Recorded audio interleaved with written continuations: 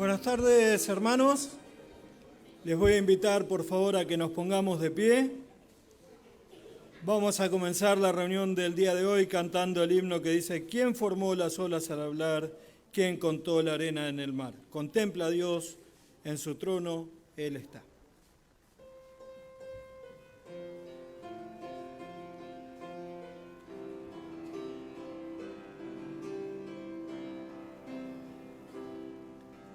¿Quién formó las olas al hablar? ¿Quién contó la arena en el mar? Reyes, pueblos tiemblan a su voz, la creación le rinde adoración. Contempla a Dios, en su trono está, venid y adoradle. Contempla al Rey, nadie es como Él, venid y adoradle.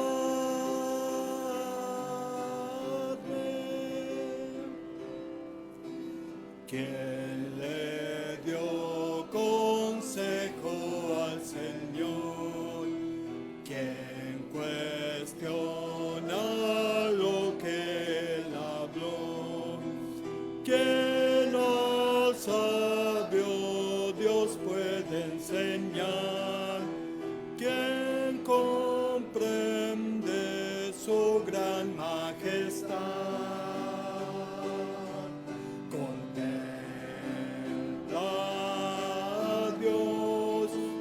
En su trono está, venid y adoradle. Contempla al Rey, nadie es como Él, venid y adoradle.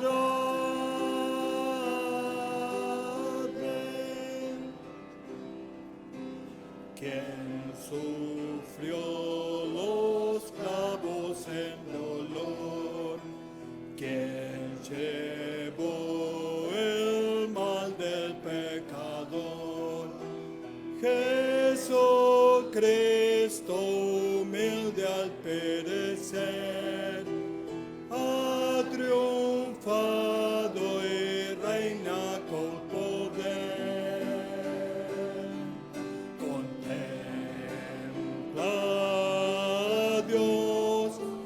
En su trono está, venid y adoradle.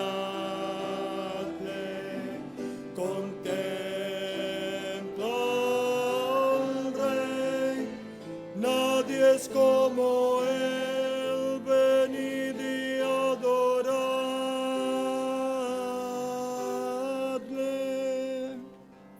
Amén. Que un día vamos a poder estar allí frente a Él, cara a cara, para adorarle por toda la eternidad. Vamos a tener en este momento el llamado a la adoración. Vamos a adorar al Señor en esta tarde leyendo el Salmo 87. Salmo 87. Aquí el salmista habla de Jerusalén, el lugar que Dios eligió para poner su nombre, un lugar donde el Señor puso su templo, donde Él moraba con la gente, un lugar que Él dice que es casa de oración para todos los pueblos. Entonces esto es para hablar de ese lugar donde el Señor puso su nombre. Salmo 87 dice así: su cimiento está en el monte santo. Ama Jehová las puertas de Sión, más que todas las moradas de Jacob. Cosas gloriosas se han dicho de ti, ciudad de Dios, Selah. Yo me acordaré de Rab y de Babilonia entre los que me conocen. He aquí Filistea y Tiro con Etiopía. Este nació allá, y de Sión se dirá: este y aquel han nacido en ella. El Altísimo mismo la establecerá. Jehová contará al inscribir a los pueblos: este nació allí, Selah. Y cantores y tañedores en ella dirán: todas mis fuentes están en ti.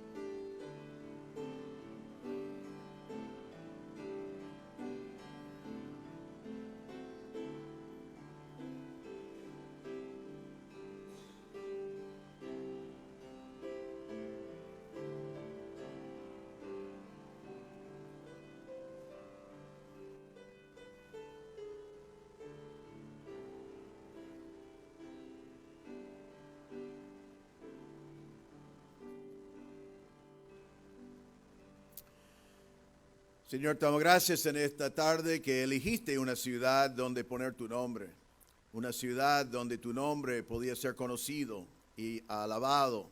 Te damos gracias que en ese lugar hiciste edificar tu templo y tu gloria llenó el templo. Y el pueblo de Israel podía venir y hacer sus sacrificios y ver que tú morabas entre ellos. Pero no solo eso, sino que en esa ciudad y con ese templo dijiste que era casa de oración para todas las naciones. Te damos gracias que en esa ciudad donde elegiste para hacer tu nombre conocido, que nuestro Salvador fue colgado en una cruz y llevó sobre él la pena por nuestros pecados, la ira y la justicia de Dios. Te damos gracias que desde una tumba de esa ciudad levantó nuestro Señor Jesucristo. Te damos gracias que algún día Cristo volverá y tocará tierra allí en el Monte de los Olivos y entrará por la puerta oriental y reinará por 1000 años en esa ciudad.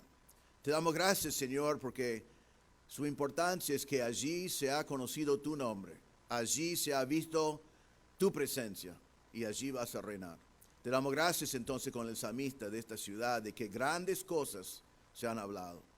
Señor, hemos venido hoy a este lugar para levantar en alto tu nombre, para adorarte porque tú también estás en todo lugar. Y Señor, pedimos que nuestro cántico y nuestra alabanza sea grato delante de ti y que nosotros podamos en estos momentos humillarnos delante de ti y adorarte de todo corazón. Pedimos en el nombre del Señor Jesús. Amén. Les voy a invitar a que así puestos de pie podamos cantar el himno que dice: cuán dulce es confiar en Cristo y entregarse todo a Él.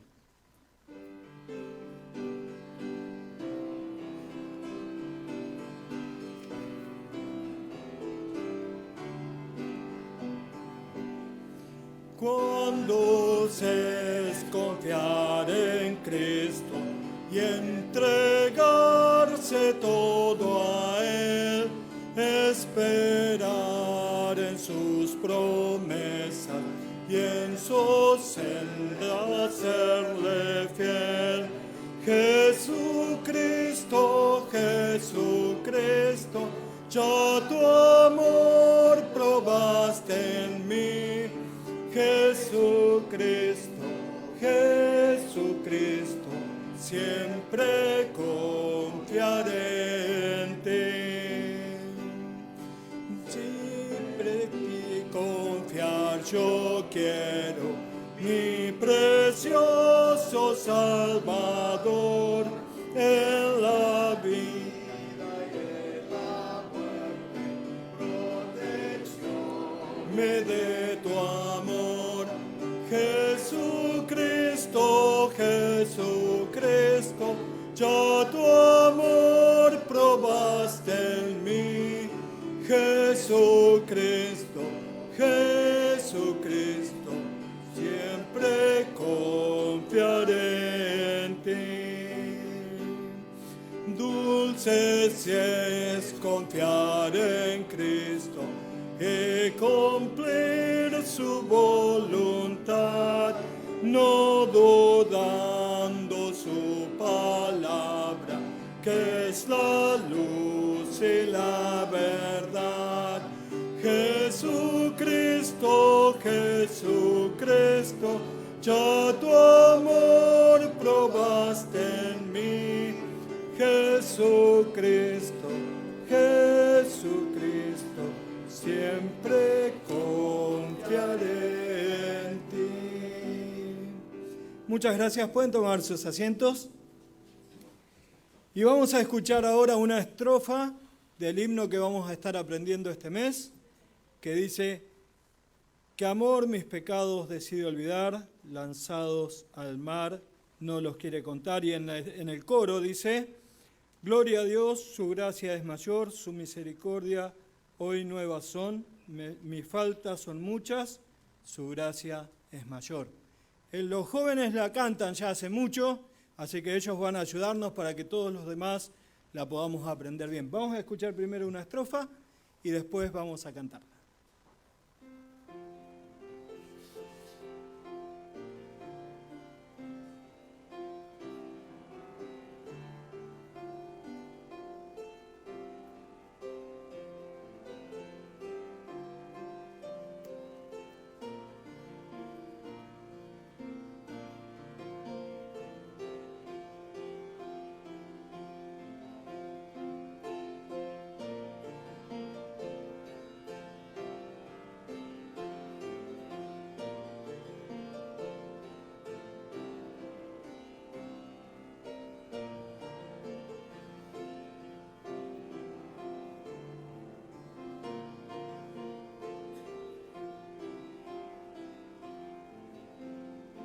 Vamos. Qué amor mis pecados decide olvidar, lanzados al mar no los quiere contar. Él siendo omnisciente olvida mi error. Mis faltas son muchas, su gracia es mayor. Gloria a Dios, su gracia es mayor. Sus misericordias hoy nuevas son, mis faltas son muchas, su gracia es mayor. Paciente me aguarda el un Padre que tierno me llama al hogar, recibe al débil y vil pecador.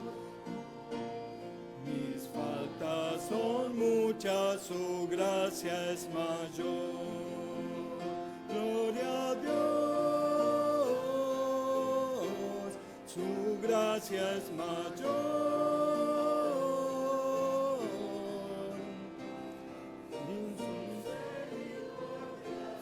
Hoy nuevas son, mis faltas son muchas, su gracia es mayor. Qué grandes riquezas Él nos otorgó, su sangre fue el pago, su vida entregó, pagó esa deuda y la canceló. Mis faltas son muchas, su gracia es mayor. Gloria a Dios, su gracia es mayor. Sus misericordias hoy nuevas son, sus faltas son muchas, su gracia es mayor. Mis faltas son muchas, su gracia es mayor. Amén. Amén, porque su gracia es mayor. Y por su gracia vamos a aprender bien esta canción. Vamos a cantar ahora el himno que dice: el varón de gran dolor es el Hijo del Señor.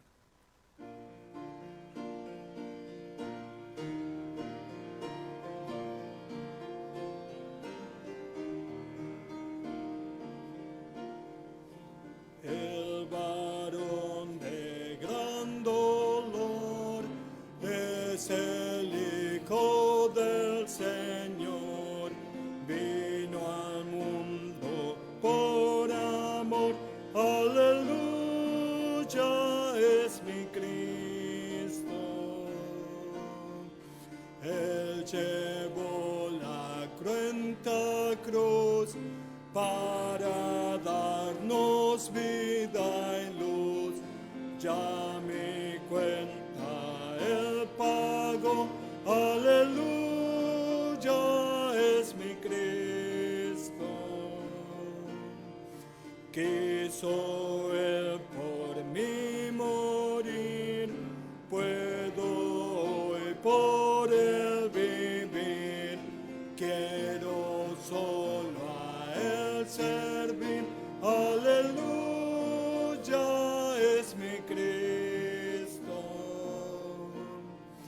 Cuando venga nuestro Rey, luego yo su faz veré y sus glorias cantaré.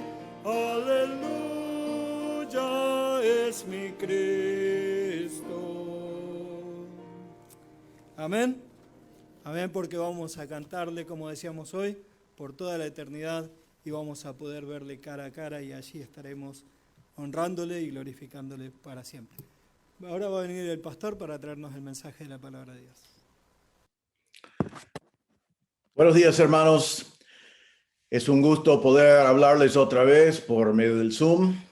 Y bueno, mientras que grabo esto, tengo la expectativa de poder reunirnos el domingo en el aire libre.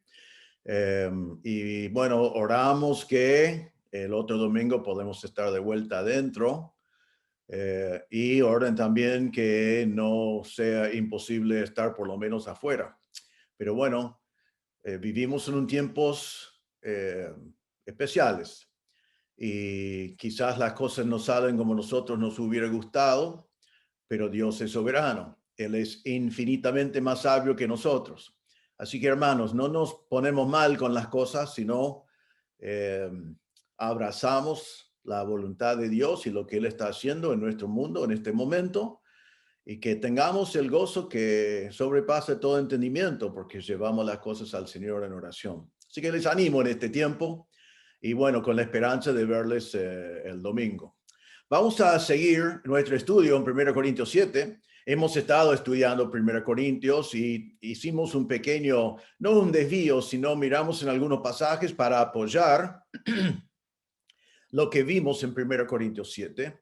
Pero ahora vamos a volver directamente al capítulo 7 de 1 Corintios.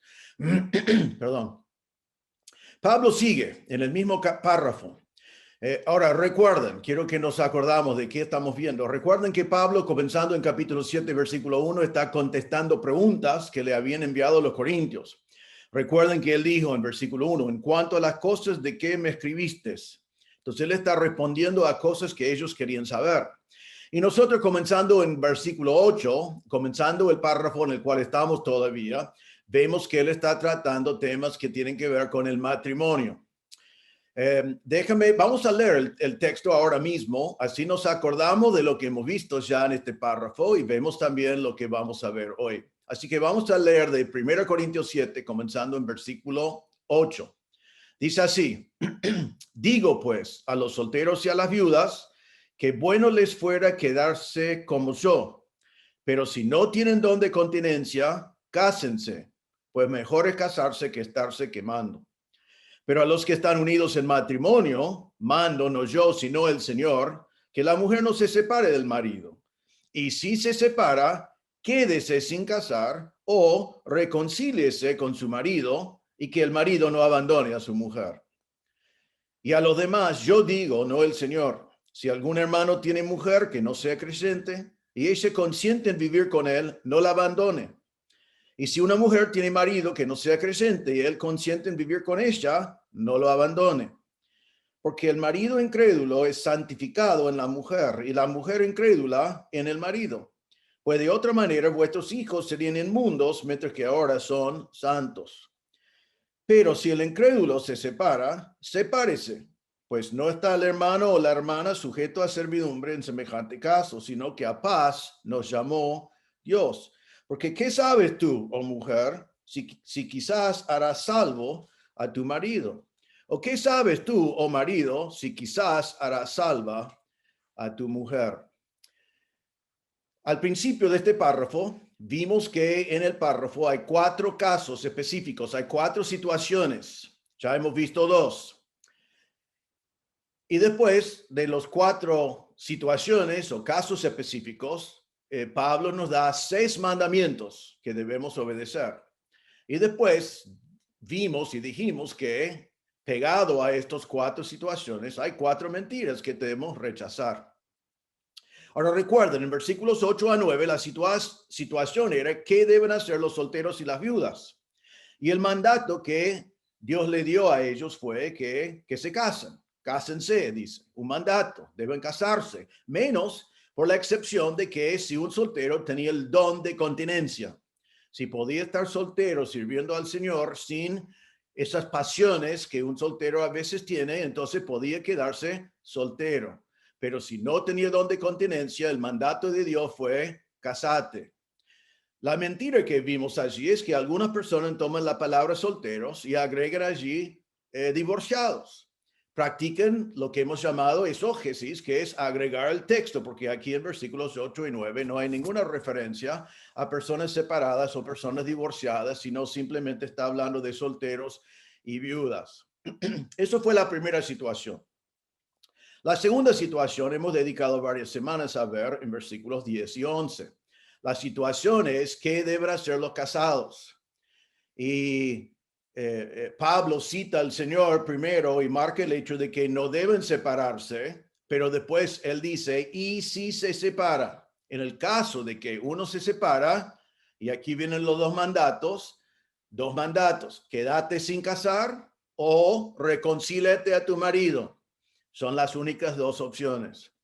Si tu cónyuge se separa de ti, tenés dos opciones: quedarte sin casar, reconciliarse con tu marido. ¿Qué es la mentira pegado a eso? Y la gente agrega más opciones. Es muy claro acá que es solamente dos. No encuentra otro. No hay forma de agregar otro. Es muy importante ver que Pablo está ofreciendo las únicas dos opciones que hay, pero la gente agrega más yo diría, citando otro pasaje, por la dureza de su corazón. Ahora, hoy vamos a seguir en versículo 12 y vamos a ver dos situaciones más, con tres mandatos más y dos mentiras más. Todo tiene referencia al matrimonio. Así que es lo que vamos a ver. Vamos a ver dos situaciones hoy, comenzando en versículo 12. Versículo 12 dice así: a los demás yo digo, no el Señor, si algún hermano tiene mujer que no sea creyente y ella consiente en vivir con él, no la abandone. Y si una mujer tiene marido que no sea creyente y él consiente en vivir con ella, no lo abandone. Allí tenemos la misma situación tanto para el hombre como para la mujer. Y tenemos el mismo mandato tanto para el hombre como para la mujer. Eso es una situación que vamos a ver. Pero antes de mirar bien en esta situación, déjame aclarar una cosa que debe estar en tu mente, que siempre surge como pregunta, es una buena pregunta. Porque en el versículo 12, Pablo dice, a lo demás yo digo, no el Señor. ¿Qué está diciendo Pablo? Está diciendo que él está dando su opinión, pero no viene del Señor. Está diciendo que el Señor no tiene opinión sobre esto, pero es la preferencia de Pablo. No, eso no es lo que está diciendo, sino debemos hacer un contraste con versículo 10. Miren otra vez en versículo 10, que Pablo dijo, pero a los que están unidos en matrimonio, mando no yo, sino el Señor. En versículo 10, Pablo dijo eso porque el Señor ya había hablado. El Señor ya había hablado. El Señor ya había dicho, como hemos visto, Jesús dijo, lo que Dios unió, no se separe el hombre.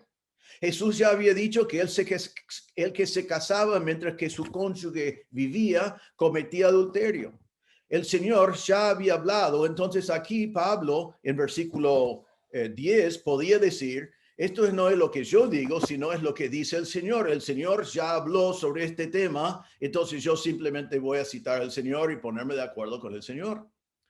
En versículo 12, Pablo no está diciendo que lo que está dando es su opinión o contradice lo que dice el Señor, simplemente dice, sobre esta situación el Señor no ha hablado. No voy a citar al Señor porque él no ha hablado.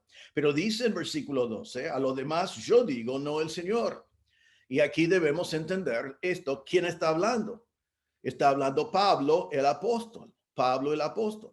Lo que Pablo está dando aquí es la palabra de Dios inspirada.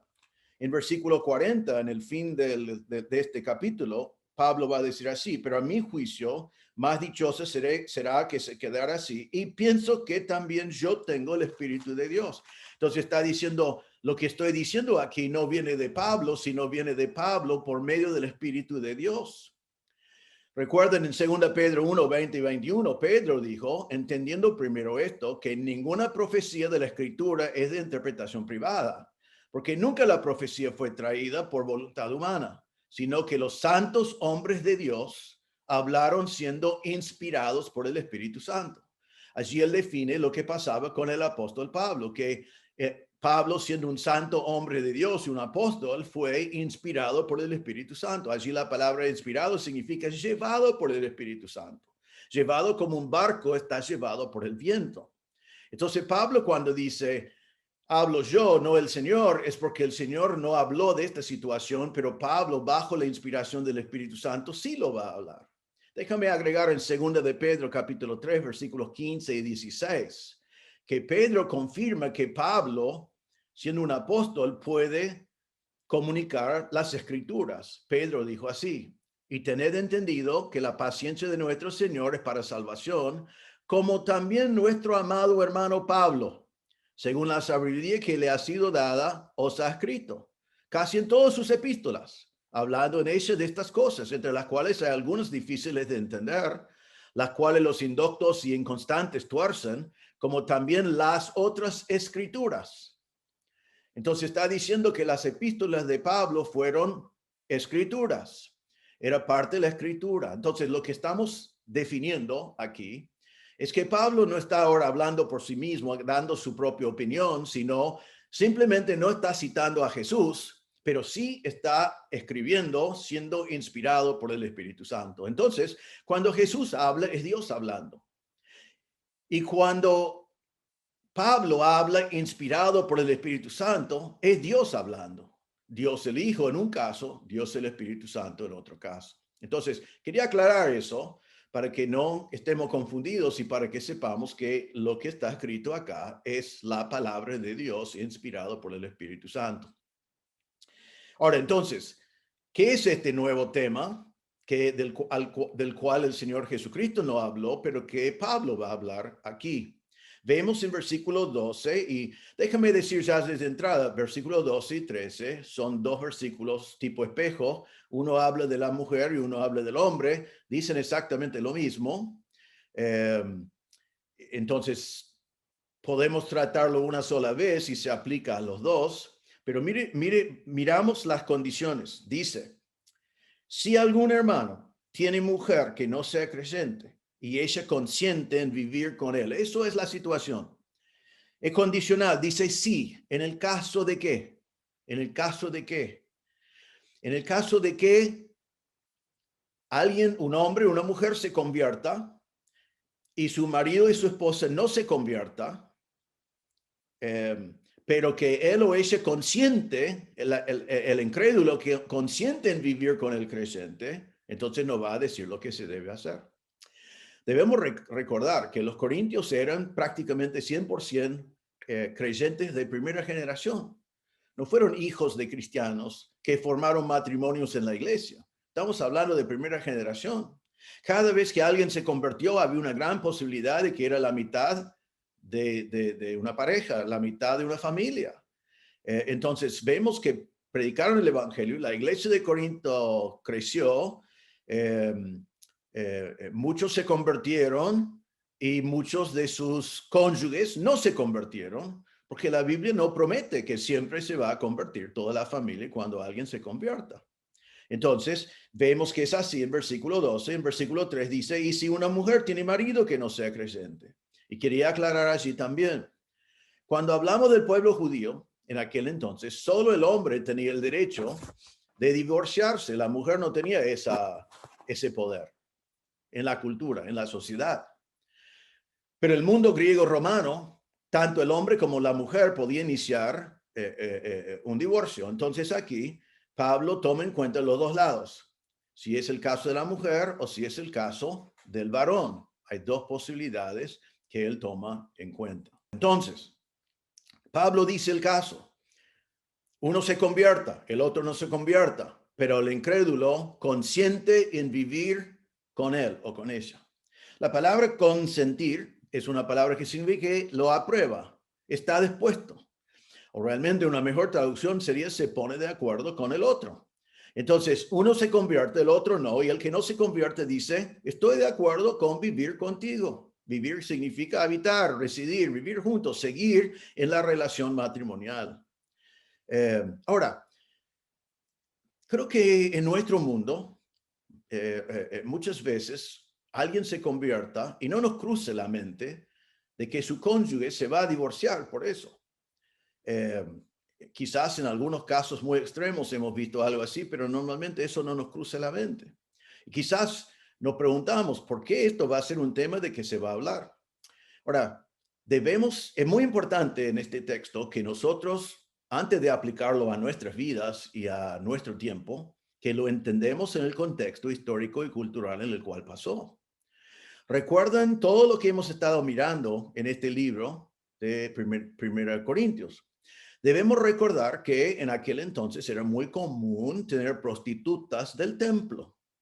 prostituta del templo, en la cual relaciones con la prostituta eran de alguna manera considerado como una relación con Dios.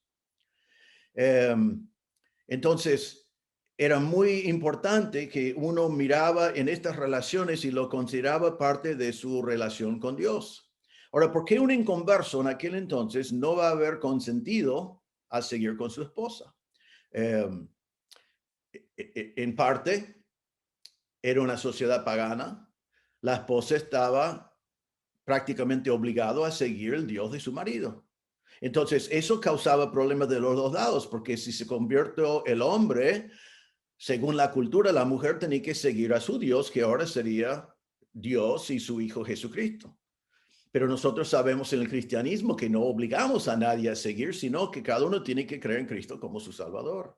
Si fuera el caso que se convirtió la mujer, sería un gran problema porque el hombre sigue adorando a dioses paganos. Quizás es parte de su trabajo, quizás es parte de su lugar político, quizás es parte de la bendición que él espera tener en su gremio, pero es algo muy importante en la cultura. Entonces, es un problema.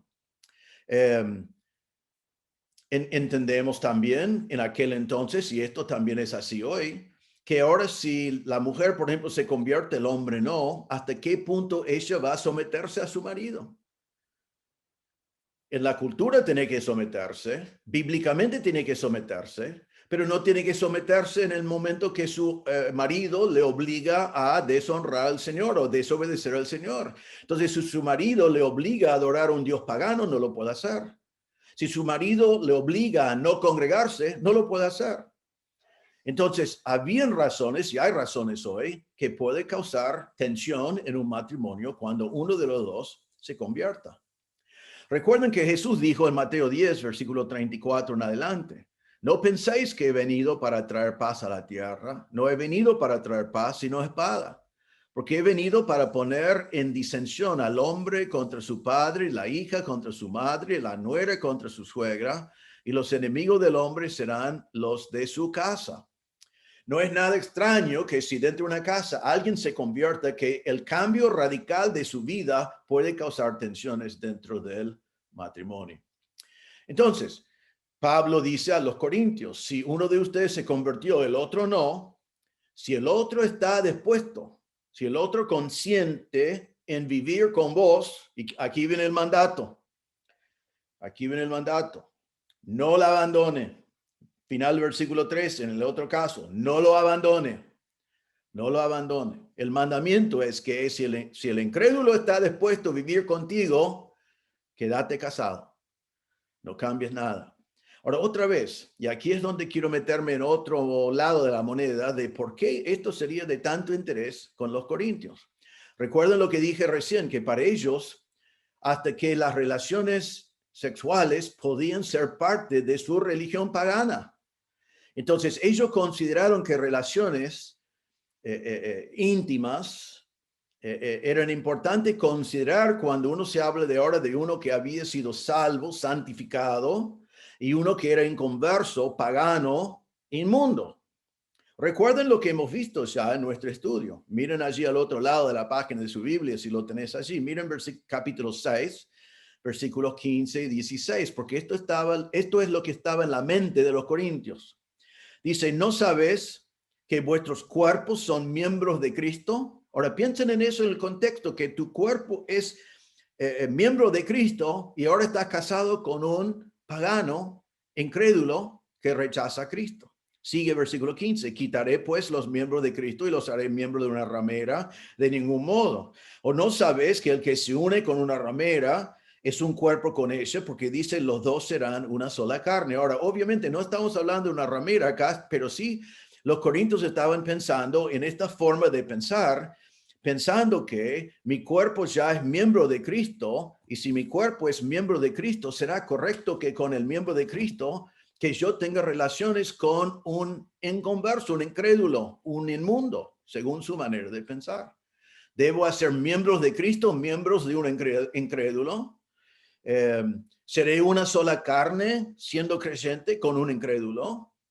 ¿Sería una relación inmunda para mí? Esa relación va a quitarme mi santificación y va a ser inmundo. Yo no estoy diciendo que estos son pensamientos correctos. Estos son los pensamientos que tenían los corintios. Querían saber de Pablo qué son las implicaciones de que yo esté casado ahora siendo creyente, estar casado y teniendo relaciones con un incrédulo. Miren lo que vemos en capítulo 6, versículos 19 y 20, pensando en lo mismo. ¿O ignoráis que vuestro cuerpo es templo del Espíritu Santo, el cual está en vosotros, el cual tenéis de Dios y que no sois vuestros? Porque habéis sido comprado por precio, glorificad pues a Dios en vuestro cuerpo y en vuestro espíritu, los cuales son de Dios. Entonces ellos preguntaron a Pablo en alguna forma, tenemos que suponer, porque no tenemos las preguntas, está bien que yo tomo el templo del Espíritu Santo, donde mora el Espíritu Santo, el cuerpo que debe glorificar a Dios en todo lo que hace, está bien que con ese cuerpo tenga relaciones con un incrédulo.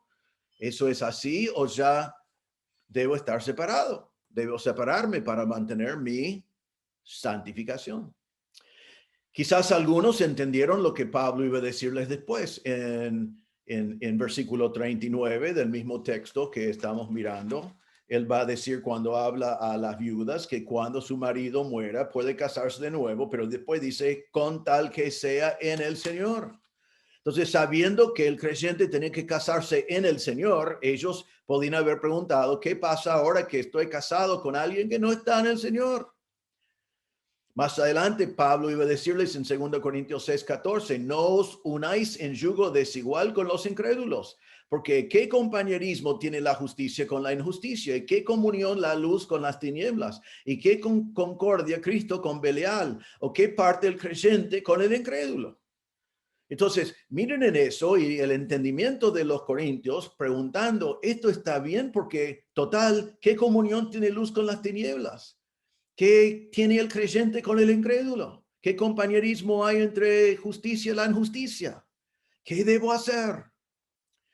Quizás ellos pensaron también lo que hemos ya hecho referencia a esto en Esdras 10 y 11, donde dice, se levantó el sacerdote Esdras y le dijo, vosotros habéis pecado por cuanto tomasteis mujeres extranjeras, añadiendo así sobre el pecado de Israel. Ahora pues, dad gloria a Jehová, Dios de vuestros padres, y haced su voluntad y apartaos de los pueblos de la tierra y de las mujeres extranjeras.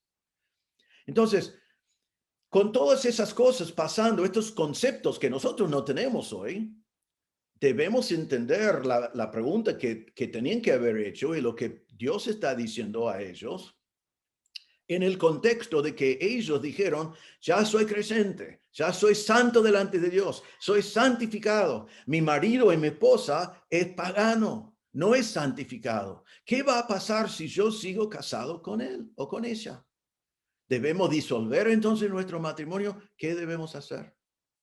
Ahora es interesante que nosotros normalmente perdemos todo esto. Nosotros no tomamos en cuenta la pregunta de los corintios porque nosotros tenemos otra pregunta. Nuestra pregunta al leer este pasaje es esto: ¿puedo casarme de nuevo? ¿Puedo casarme de nuevo? Eso es la pregunta que yo veo preguntado siempre en este pasaje. Eso no fue la pregunta de los corintios.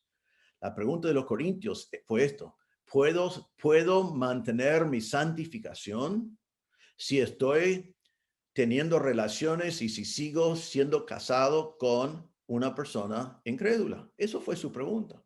Ahora, entonces, entendiendo la pregunta, podemos comenzar a entender la respuesta que Pablo les da. Hemos visto ya, primero, el mandato, no abandonar. Si él está dispuesto a vivir contigo, no lo abandones, no te divorcies, no lo dejes, no lo despides, no lo sueltes. No le soltás de la obligación legal. Y esta palabra, no abandonar, es un imperativo, es un mandato. Y es un imperativo presente que significa no lo abandones en ningún momento. Continuamente quédate casado con él, siempre. Eso es la idea de la palabra con su tiempo. No disolver el matrimonio, basado en el principio fundamental de la Biblia, que siempre queremos salvar un matrimonio. Entonces, primer caso. Uno se convierta, el otro no. El incrédulo está dispuesto a seguir casado. No te divorcies, no le abandones. Quédate casado siempre. Pero en este caso, versículo 14 nos da el propósito de este mandamiento. Dice, porque el marido incrédulo es santificado en la mujer y la mujer incrédula en el marido, pues de otra manera vuestros hijos serían inmundos, mientras que ahora son santos. Ahora, esta frase es difícil de entender, pero mucho más fácil de entender en el contexto que ya hemos marcado. Algunos miran esto y dicen, ¿qué significa que el hombre es santificado en la mujer? Bueno, una cosa sabemos, eso no significa que es salvo. No es salvo en la mujer, no es salvo simplemente por ser casado con la mujer, porque dice, el marido incrédulo es santificado. Así que sigue siendo incrédulo, pero es santificado. ¿Qué significa eso? Bueno, volvemos a lo que estaban preguntando los corintios. Pablo está diciendo, vos creyente, no perdés tu santificación porque estás casado con un incrédulo. Vos creyente, no llegás a ser inmundo porque estás con alguien inmundo, sino al contrario, por ser creyente, tu marido es bendecido con tu santificación. Está diciendo al creyente, no es una relación ilícita, no es una relación que deshonra al Señor, no es una relación que te hace inmundo, no es una relación que es un mal uso de tu cuerpo, que es el templo del Espíritu Santo. Porque según la postura de los corintios, mantenerse casado y tener relaciones podía hacerles inmundos delante de Dios. Entonces, Pablo dice, no es así, están equivocados, es al revés. El creyente, en vez de ser causado a ser inmundo por el incrédulo, el creyente santifica al incrédulo. No es transferido la inmundicia del incrédulo al creyente, sino es transferido o es santificado el incrédulo por el creyente. Ahora, ¿qué significa santificación? No debemos pensar que esto va a transformar al incrédulo ni en salvo, ni en una persona santa en sí, delante de Dios, sino la palabra, recuerdan, en su base significa puesto aparte o apartado. También en este caso, el verbo es un verbo en tiempo perfecto, es perfecto, que significa el incrédulo es santificado desde el momento que se convierta en su cónyuge. En el momento que su cónyuge llega a ser creyente y es santo delante de Dios, el incrédulo es santificado en él. ¿Qué significa eso? Es más fácil entender lo que no significa que es salvo ni que es declarado santo delante de Dios, porque es imposible dentro del texto. Pero si entendemos la palabra por ser apartado para Dios, entonces entendemos la realidad de que el incrédulo en el matrimonio disfruta de las bendiciones de Dios sobre el creyente. Ya de pronto, voy a hablarlo de marido y esposa así, ya de pronto un marido incrédulo tiene una esposa que es transformada, ya es honesta, ya no usa malas palabras, ya no mienta, cambió su palabra, cambió su conducta, cambió sus actitudes, cambió todas sus cosas. Eso es una bendición para el incrédulo, aun si lo reconoce. De un día para el otro tiene una mujer que ora por él y ora por su familia y busca la bendición de Dios para su familia. Quizás él no reconoce esa bendición, pero lo recibe, es bendecido en ella, es santificado en ella. Vemos el impacto espiritual y moral en la vida de los familiares de la persona que se convirtió. Entonces, creemos que es la mejor manera de entender esta palabra santificada. El incrédulo está puesto aparte. Realmente la familia entera está puesto aparte para la bendición del Señor, porque uno de los cónyuges conoce a Cristo como Salvador. Juan Calvino, hablando de este pasaje, dijo lo siguiente: la piedad del creyente hace más para santificar al matrimonio que la impiedad del incrédulo hace para hacerlo inmundo. Voy a repetirlo. La piedad del creyente hace más para santificar el matrimonio que la impiedad del incrédulo hace para hacerlo inmundo. Recuerden que los corintios están preguntando, ¿mi matrimonio me hace inmundo porque estoy casado con un incrédulo? Y Pablo está diciendo, no. Tu marido incrédulo es bendecido, es puesto aparte, es apartado en cierta manera para Dios como familia, porque tú eres parte de esa familia.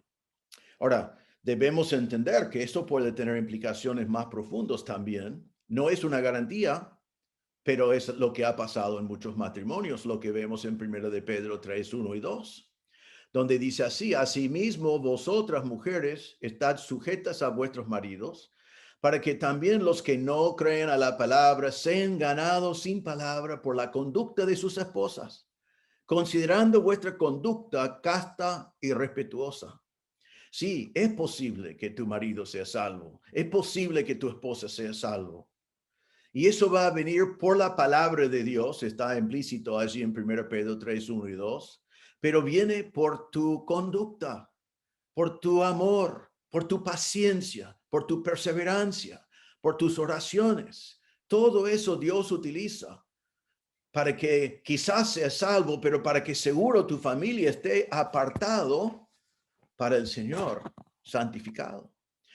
Ahora vemos exactamente la misma idea en la última frase, donde dice: pues de otra manera vuestros hijos serían inmundos, mientras que ahora son santos. ¿Qué está diciendo? Si era verdad que estar casado así, si fuera cierto que el incrédulo hace inmundo al creyente, entonces sus hijos serían inmundos. Serían inmundos. Inmundos por tu relación, inmundos por el incrédulo en la casa. Serían inmundos. Pero él está diciendo aquí otra vez, no son inmundos, sino son santos, son puestos aparte. Los hijos también reciben las bendiciones. Ahora, otra vez, no significa que los hijos son salvos, porque la salvación es personal. Nadie puede ser salvo en el lugar de otro. La Biblia no enseña salvación familiar, sino cada ser humano que hay necesita reconocer que es pecador, que está perdido en su pecado, que está rumbo al infierno, que necesita de un Salvador, y tiene que reconocer y creer que Jesús pagó la cuenta por nuestros pecados en la cruz y que Cristo resucitó, y tiene que poner su fe en Cristo. Así que yo no puedo trasladar mi salvación a mis hijos. No es lo que dice acá que son santos, sino son apartados y no son inmundos simplemente porque uno del matrimonio es inconverso. Vemos algunos indicios de eso. Por ejemplo, en Hechos 2, 38 y 39, esto es el día de Pentecostés. Y dice: Pedro le dijo: arrepentíos y bautícese cada uno de vosotros en el nombre de Jesucristo para perdón de los pecados, y recibiréis el don del Espíritu Santo. Porque para vosotros es la promesa y para vuestros hijos. Así que las promesas que reciben los padres son también para los hijos. Y está mencionado acá que no es trasladado, no garantiza nada, pero es una realidad que ellos podían saber. También nos dice en 2 Timoteo 3, cuando Pablo escribe a Timoteo, dice: pero persiste tú en lo que has aprendido y te persuadiste, sabiendo de quién has aprendido y que desde la niñez has sabido las sagradas escrituras, las cuales te pueden hacer sabio para la salvación por la fe que es en Cristo Jesús. ¿De qué está hablando? Timoteo tenía una mamá y una abuela que conocieron al Señor, que fueron fieles al Señor, y ellos le enseñaron la palabra de Dios, y esa palabra de Dios le hizo sabio para la salvación que es por la fe en Cristo Jesús. Entonces, no era Timoteo salvo porque mamá y la abuela fueron salvos, pero Timoteo escuchó el evangelio porque la mamá y la abuela fueron salvos, y él conoció a Cristo también. Efesios 6:4 dice: vosotros padres no provoquéis a ira a vuestros hijos, sino criadlos en disciplina y amonestación del Señor. Entonces, los que están en matrimonio, un creyente con un incrédulo, el incrédulo disfruta de las bendiciones de que Dios apartó esa familia para sí mismo, para su bendición. Los hijos reciben la bendición de ser enseñados la palabra de Dios, enseñados el evangelio, ser criados en la amonestación del Señor. Y si eres casado con un incrédulo, no te olvides de eso. Tenés un ministerio a tu marido. No es siempre por palabra, es por tu conducta, tu pureza, tu ejemplo, tu paciencia, tu perseverancia, que Dios utiliza para que él sea salvo. Y tus hijos debes criarlos en la amonestación del Señor. Déjame contar dos ejemplos muy brevemente, que son muy personales y muy importantes para mí. Los padres de mi esposa Cristina se convirtieron de adultos ya. Cristina era niña, pero sus padres se convirtieron después de ser casados. La primera que se convirtió fue mi suegra. Ella se convirtió. Yo no estaba presente, obviamente, pero mi suegro estaba muy enojado, muy molesto. Era una lucha terrible. Y él le amenazó con divorciarse de ella por haberse creído en Cristo y dedicarse a las cosas del Señor. Ahora, en el caso de ellos, eso fue algo que él expresó y algo que él quería hacer, pero gracias a Dios por el testimonio de ella y otros alrededor de unos amigos que hicieron estudio bíblico con ellos, él también se convirtió. Y hoy en día de esa familia, realmente de los 5 hijos, todos están o han estado en el ministerio sirviendo al Señor y algunos nietos de ellos también. Entonces, pero eso fue la realidad. Cuando uno se convertía, el otro no, produjo esa clase de crisis. Le doy otro ejemplo muy pegado y realmente es parte de la misma historia. La abuela de Cristina también se convirtió y fue complicado con su marido también y fue complicado con su familia y ella tuvo que pagar un precio. Pero lo que quiero decir de eso es que ella testificó a sus hijas, a sus yernos, y solo voy a resumirlo así. En este momento de la abuela de Cristina, 13 descendientes de ellos están sirviendo al Señor en el ministerio. 13. Ella se convirtió de adulto y estando casado con un incrédulo. Pero el Señor utilizó su testimonio, su conducta, su prédica en una manera tremenda. Entonces, si te encontrás casado así, si te encontrás que te convertiste ya estando casado y tu marido es incrédulo o tu esposa es incrédula, simplemente dad gracias a Dios que tu cónyuge es santificado en ti, es bendecido por tu presencia. Date cuenta que tus hijos no son inmundos, sino son apartados para el Señor y tienen el privilegio de escuchar el evangelio de ti y ser criado en la amonestación del Señor. Y estés orando, perseverando con paciencia, esperando la salvación de sus familiares, viviendo para la gloria del Señor. Entonces, en el primer caso, ¿qué dice el Señor? Si uno se convierta y el otro no, y el incrédulo está dispuesto a quedarse casado, mandato, quédate, no te abandones, no le abandones, quédate casado. Ahora hay una mentira pegado a esto también, pero es una mentira muy raro, pero necesito mencionarlo porque lo he escuchado tantas veces en mi vida. Algunos encuentran en este pasaje permiso para casarse, siendo creyente, casarse con un inconverso. O sea, ellos dicen, ¿ves? Hay un creyente, un inconverso. Así que yo soy un creyente, puedo casarme con un inconverso y él será santificado por mí. No es lo que está diciendo el pasaje. El pasaje no está hablando de un creyente que se casa con un inconverso. ¿Cómo es eso? Porque otra vez, versículo 39 dice, en el Señor. 2 Corintios 6:14 dice, no os unáis en yugo desigual con los incrédulos. Así que esto no está hablando de que me da permiso a mí como creyente a casarme con un inconverso, sino está hablando de algo mucho más complicado y una cosa que uno no buscó, sino lo encuentra, y es que después de estar casados uno se convierta. Así que animo especialmente a los jóvenes, no manipulan el texto, sacándolo fuera de contexto, haciéndolo decir algo que no está diciendo.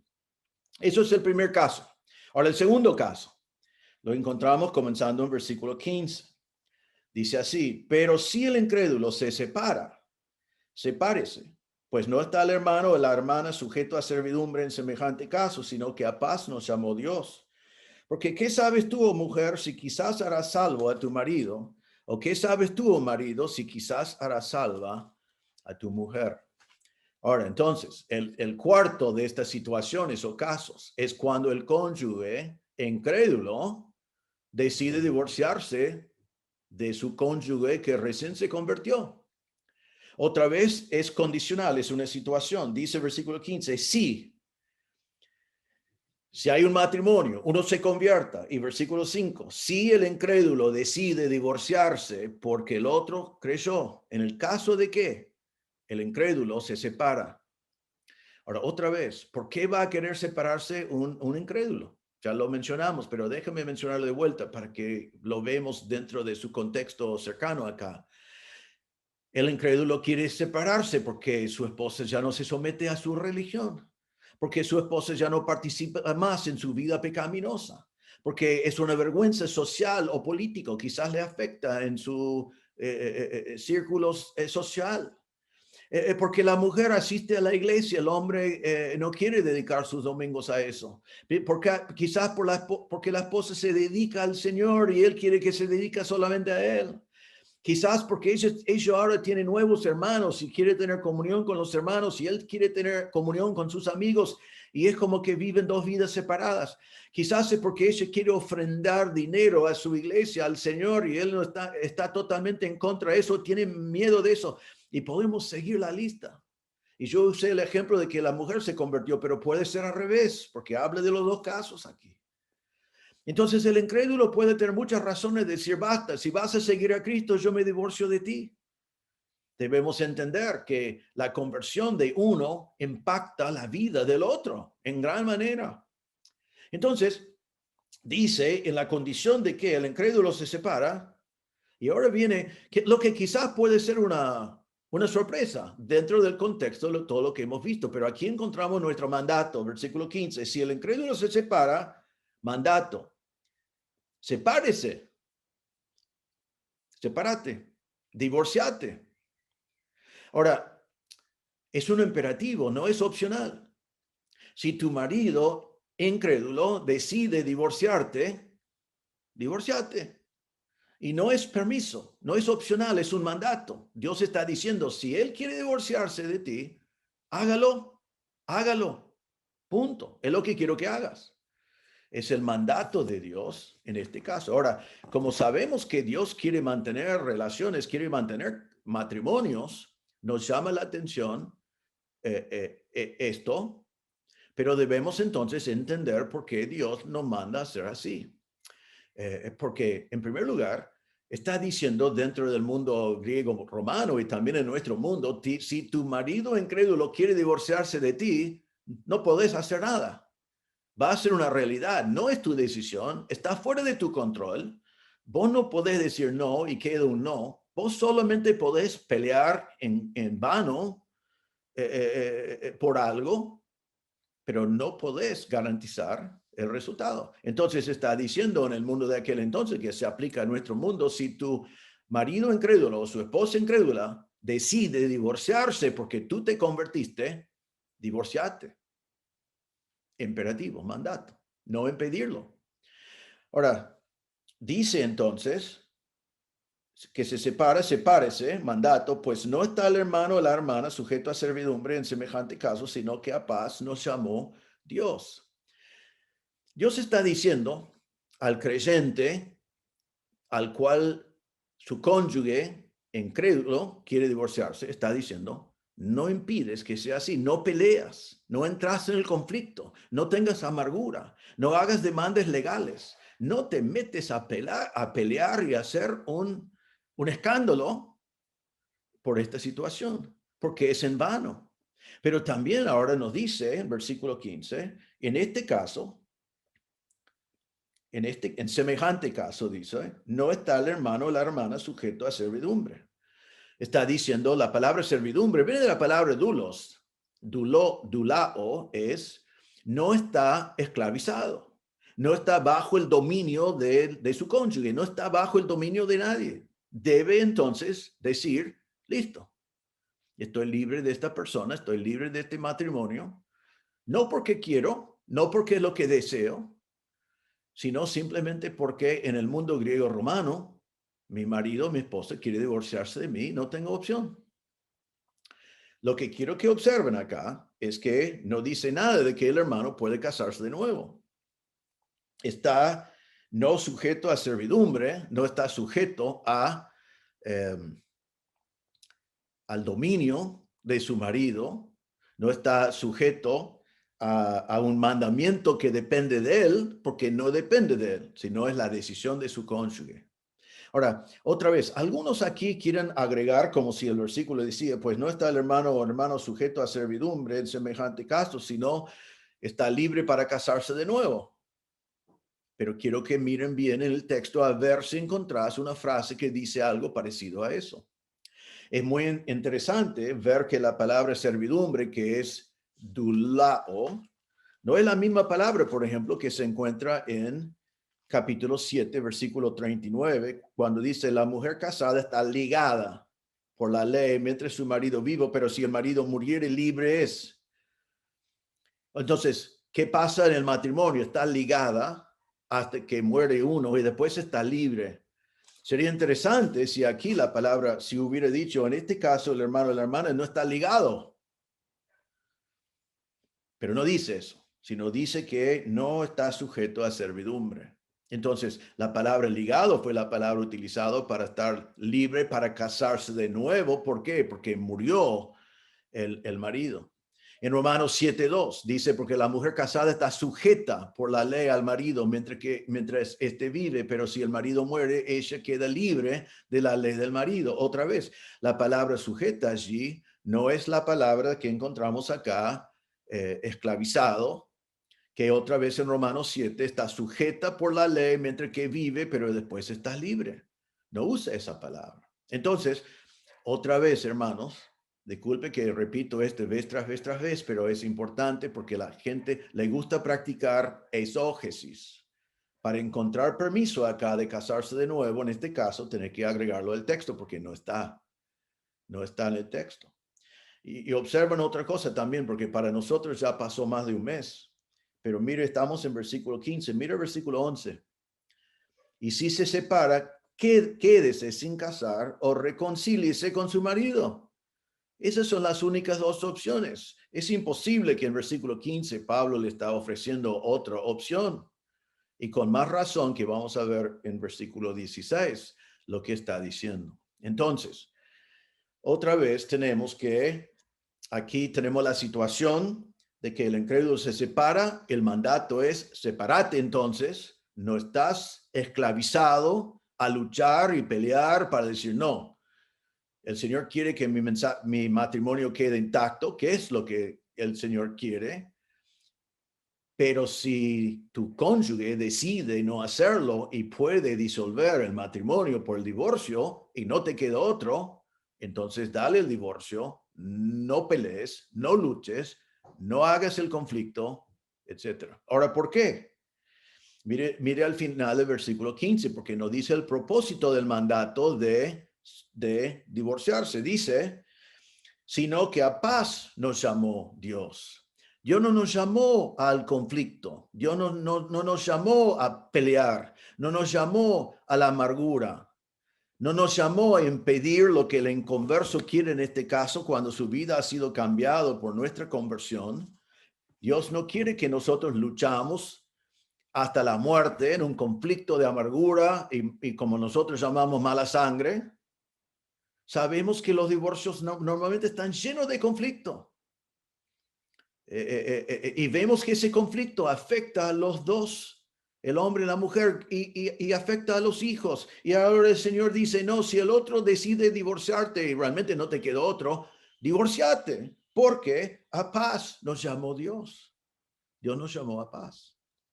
Me hace pensar en lo que dice Pablo en Romanos 12:18, cuando dice, si es posible, en cuanto dependa de vosotros, estad en paz con todos los hombres. Entonces, ¿sería doloroso? Sí, pero también sería comprensible porque tu vida ha cambiado por completo y tu esposo, tu marido, nunca anticipaba este cambio. Le cambia su vida y es un hombre natural, no es salvo, no entiende. Entonces él dice, basta, yo quiero un divorcio. Bueno, divorciarte, pero no entras en la pelea. Y ahora está confirmado toda esa interpretación, esa idea, porque mire lo que dice el versículo 16, porque ¿qué sabes tú, oh mujer, si harás salvo? Si quizá harás salvo a tu marido. Y después dice al otro lado, o ¿qué sabes tú, oh marido, si quizá harás salvo a tu mujer? Entonces, si entras en un divorcio conflictivo, con toda la mala sangre, con toda la amargura, con todos los insultos que a veces acompañan, ¿eso te va a dar oportunidad de ganar a tu marido para el Señor? Muy difícil, muy difícil. Pero Pablo termina este párrafo por decir, ¿qué sabes? ¿Qué sabes tú, mujer? ¿Qué sabes tú, hombre? Quizás harás salvo a tu marido, quizás harás salvo a tu esposa. Eso significa que quizás el Señor te utilizará para que Él sea salvo. Entonces, paz es mejor que conflicto. Y paz porque no tiene que perder la esperanza. Y miren bien otra vez en nuestro entender de este pasaje. Si yo agrego a versículo 15 que si mi marido o mi esposa se divorcia de mí, entonces estoy libre para casarme de nuevo. Ahora, ¿qué hago cuando mi marido se convierta? ¿Qué hago? Ya me casé de vuelta con otro, pero mi marido ahora se convierta. ¿Ahora qué hago?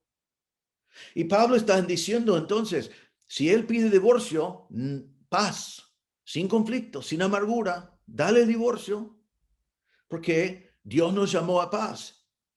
¿Y qué sabes tú? Quizás harás salvo a tu marido.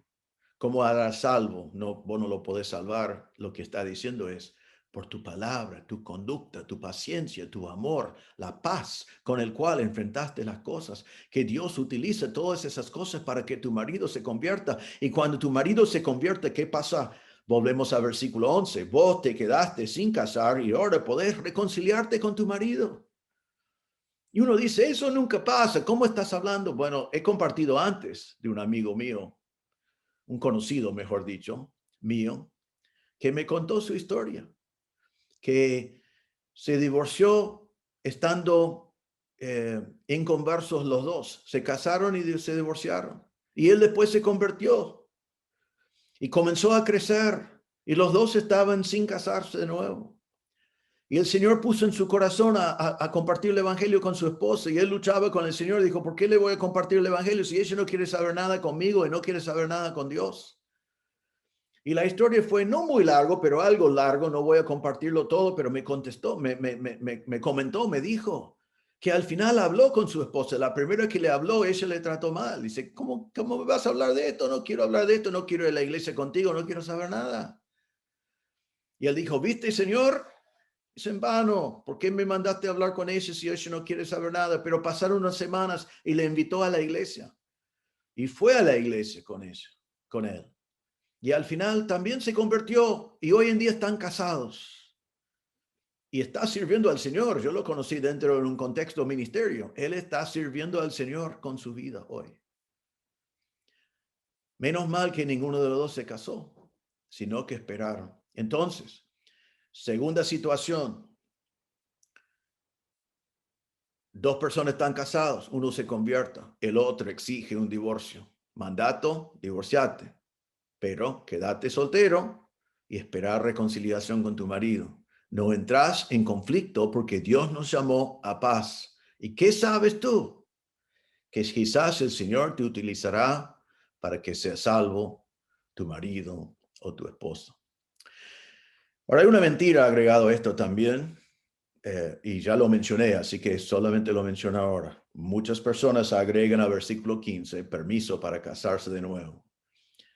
No se ve ni está mencionado. La palabra servidumbre no significa eso. No es la palabra utilizada en otros lugares que podía dar la idea de estar libre de casarse de nuevo. Es exógesis. Hay que agregar algo al texto para encontrarlo. Ya está definido en versículos 10 y 11.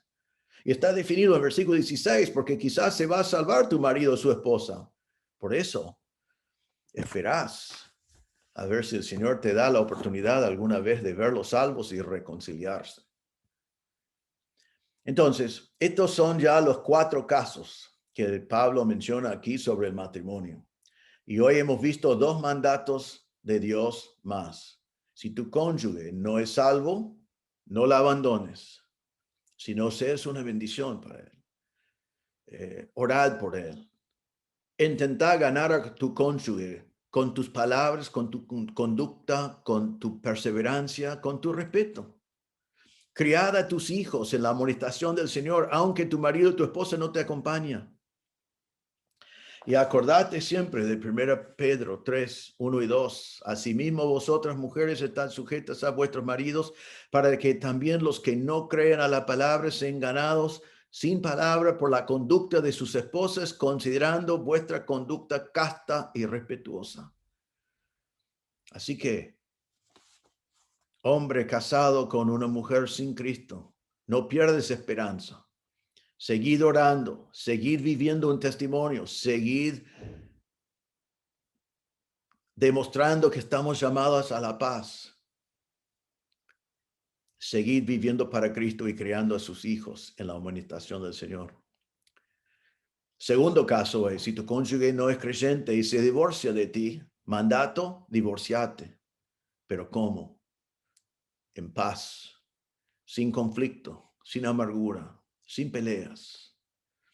¿Y después qué? Quédate sin casar, confiad en el Señor, esperar y orar por el día que tu cónyuge se convierta y poder reconciliarte en el Señor y formar un matrimonio cristiano, que es lo que el Señor está ofreciendo como esperanza aquí. Ahora quiero hacer otra aplicación acá. Jóvenes, no hay permiso acá de casarse en yugo desigual. Lo hemos visto vez tras vez. No os unáis en yugo desigual con el incrédulo. No trastornes la escritura para encontrar aquí un permiso que no está diciendo Dios que si vos a propósito te casás con un inconverso, que Dios va a santificarle por medio de ti. Va a ser muy difícil que Dios lo santifique por medio de ti si estás viviendo en desobediencia al Señor, al trastornar las escrituras en esa manera. He conocido a muchas personas que visitaron este pasaje totalmente fuera de contexto. ¿Y por qué? Yo diría lo mismo que hemos visto sobre el tema de este capítulo, por la dureza de sus corazones. Trastornan las escrituras para decir, esto es lo que yo quiero hacer. Entonces voy a cambiar el sentido de este pasaje para justificar lo que yo quiero hacer. No hay un permiso para casarse con un inconverso y no hay un permiso para casarse de nuevo. Ahora, quiero terminar con dos cositas más. Primero, siempre en la familia cristiana, en nuestra iglesia, en cualquier iglesia, hay algunos matrimonios así. Hay algunos donde uno se convirtió, el otro no. Entonces les animo, como iglesia, animo a la iglesia. Oramos por esos hermanos. No es fácil su situación, no es ideal. Y ellos anhelan tener lo que muchos de nosotros tomamos como un hecho. Poder orar con su esposo, su marido, poder tomar decisiones bíblicas juntos, poder asistir a la iglesia juntos, poder estudiar la Biblia juntos. Muchos de nosotros lo tomamos como un hecho, como es parte de la vida, pero ellos no tienen eso. Entonces necesitan de nuestras oraciones. Oramos que ellos puedan ser fieles en el hogar y tener un testimonio fuerte y firme. Oramos que su conducta sea llamativo a su cónyuge incrédulo para que sepa que Cristo ha transformado su vida. Oramos que puedan tener paciencia y seguir creyendo que Dios puede obrar todavía en su esposa, su marido. Oramos que tengan sabiduría para saber cuándo hablar y cuándo no hablar. Sabiduría para someterse, por ejemplo, a su marido en todo, pero saber cuándo no pueden someterse porque le obliga a desobedecer al Señor. Oramos con ellos por la salvación de su cónyuge y por la salvación de sus hijos. Esas personas los amamos y necesitan el amor y el apoyo de la familia cristiana. Así que les animamos a ellos. Y quiero decir también a ustedes que son así. Primero, aclaro que no es pecado estar en esa situación. Creo que ya saben eso. No es pecado. Era muy común en aquel entonces. Si eres creyente de primera generación, es muy fácil que te encontrás en esa situación. Quiero animarte con las palabras de Pablo aquí, al final, cuando él dijo, ¿qué sabes tú si quizás harás salvo? a tu marido, a tu esposa? ¿Qué sabes tú? No pierdes esperanza. No pierdes esperanza. Quizás pasó un mes, quizás pasó un año, quizás ya pasó 20 o 30 años. No pierdes esperanza. ¿Qué sabes tú? ¿Cómo y cuándo el Señor va a obrar? Así que seguí orando por tu cónyuge, seguí orando por tu marido, seguí orando por tu esposa, seguí manteniendo un testimonio delante de Él. Quizás serás salvo hoy. No pierdes esperanza, seguís esperando con anticipación del poder de Dios en la vida de esa persona. Bueno, vemos por todo lo que estamos estudiando aquí que el Evangelio transforma vidas. El Evangelio transforma matrimonios, el Evangelio transforma familias y sigue haciendo lo mismo hoy. Y si estás mirando en el mensaje o escuchando, quizás eres esposo o marido incrédulo de un creyente. Si es así, espero que lo has escuchado con mucha atención. En ninguna manera estamos pensando menos de ti. Todos fuimos así, todos fuimos incrédulos. Todos fuimos perdidos en un momento en nuestros pecados. Todos nosotros tuvimos que reconocer nuestro pecado y venir al Señor con humildad, con arrepentimiento y confiar en Cristo y lo que Él hizo en la cruz. Si tu esposa, tu marido ya es creyente y has escuchado este mensaje, no estamos hablando mal de ti. Te amamos. Todos fuimos así. Ninguno de nosotros merecemos ser hijos de Dios.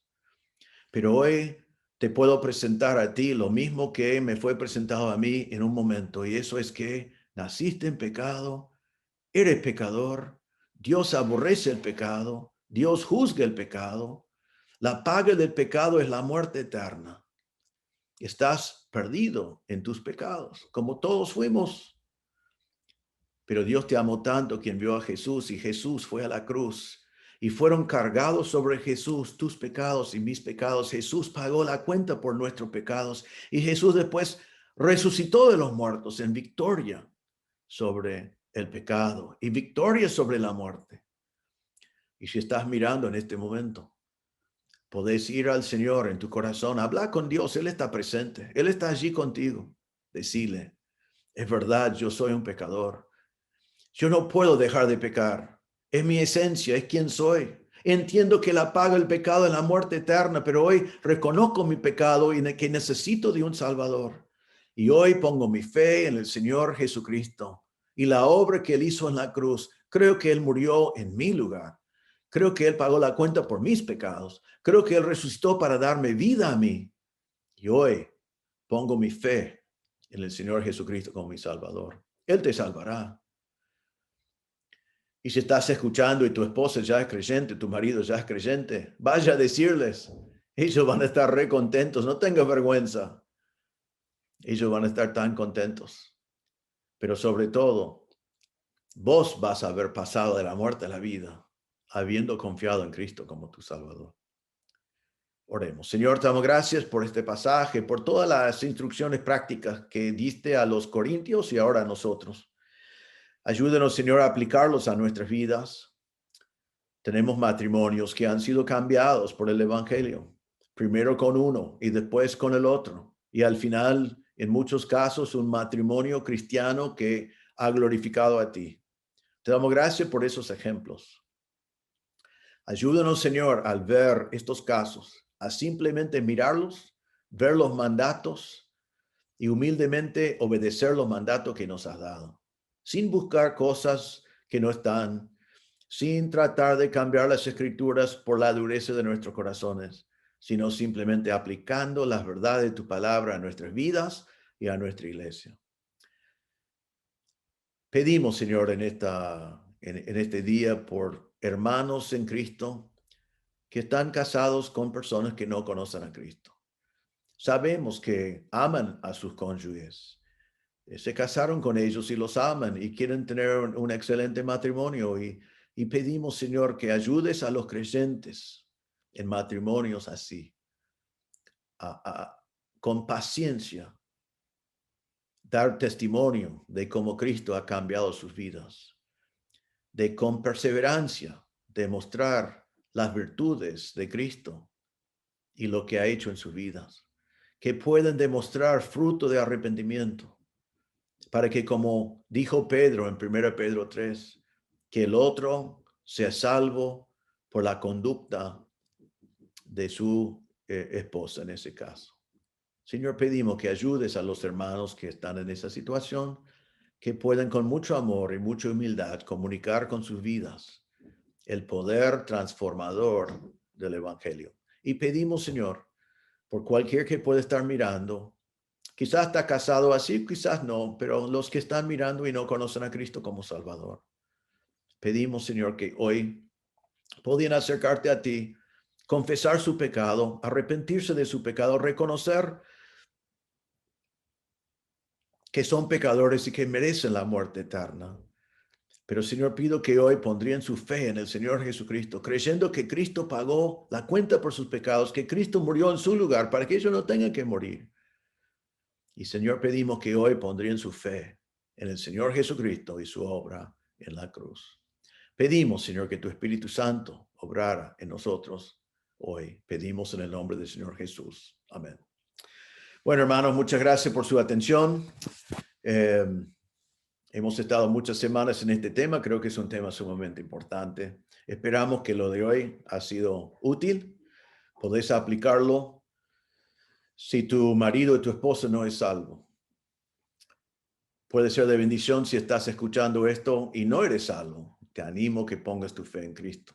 Si no estamos en ninguno de esos dos casos, que oramos y animamos y apoyamos a nuestros hermanos que sí, porque necesitan de nuestro apoyo, nuestro amor, nuestra comprensión y de nuestras oraciones. Así que gracias.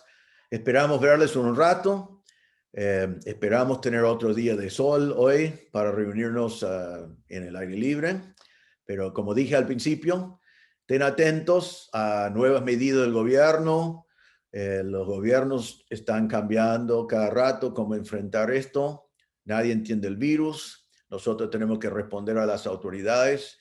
Pero lo que quiero que nos acordamos sobre todo es que el único que entiende todo lo que está pasando es nuestro Señor. Él no está sorprendido por nada de esto y él entiende el virus. Él entiende nosotros. Y Él sabe lo que está haciendo. Él tiene propósitos en este momento que los está cumpliendo. Así que, hermanos, confiamos en nuestro Señor, nos sometemos a nuestro Señor, nos comprometemos en congregarnos como el Señor nos mandó y pedimos sabiduría de Dios para cumplir con todas las medidas que el gobierno nos pone. Así que les animo, seguimos hasta que venga el Señor. Y nuestro propósito en este tiempo es glorificar a Dios. Así que muchas gracias, que el Señor les bendiga. Les voy a invitar que nuevamente nos pongamos de pie y vamos a cantar 3 estrofas del himno que dice: el Señor resucitó, aleluya.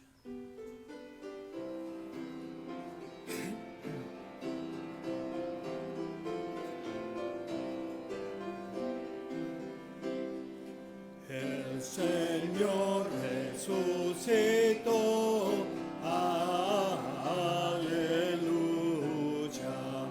Muerte y tumba Él venció, aleluya. Con su fuerza y su virtud, aleluya.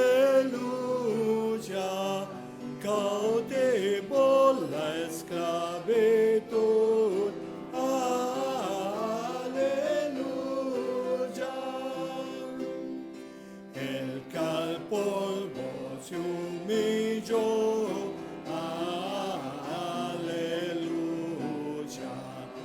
Vencedor se levantó, aleluya.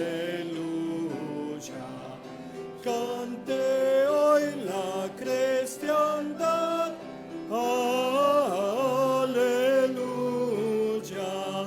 Su gloriosa majestad, aleluya.